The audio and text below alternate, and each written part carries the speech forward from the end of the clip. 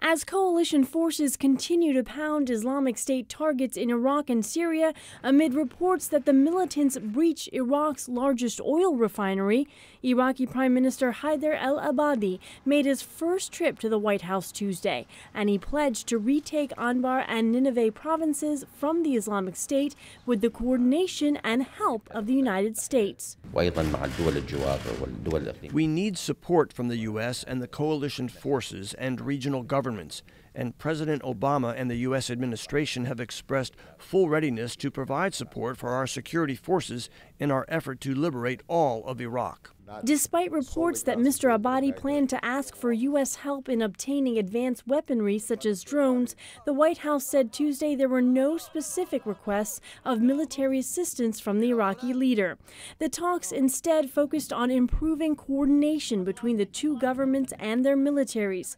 President Obama announced $200 million in additional humanitarian aid for Iraq, noted success in the fight against the Islamic State, and praised Mr. Abadi's leadership in the fight. Part of that success is Prime Minister Abadi's commitment to an inclusive government where Shia, Sunni, and Kurds and all the people of Iraq are unified around that nation's sovereignty and its ability to control its own destiny. The two leaders also discussed Iran, with President Obama saying he expects the neighboring Shiite-majority countries to have a close, important relationship, but emphasized that Shiite militias backed by Iran must answer to Iraq. Any foreign assistance that is helping to defeat ISIL has to go through the Iraqi government. That's how you respect Iraqi sovereignty.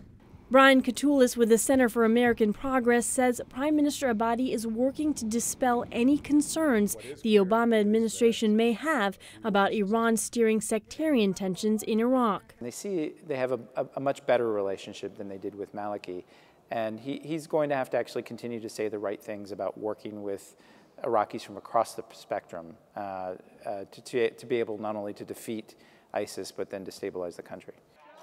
During Tuesday's talks, Prime Minister Abadi also reassured President Obama that he has zero tolerance for any human rights violations committed by Iraqi forces in the fight against Islamic State militants, and said those who commit such abuses will be brought to justice. Pande, VOA News, the White House.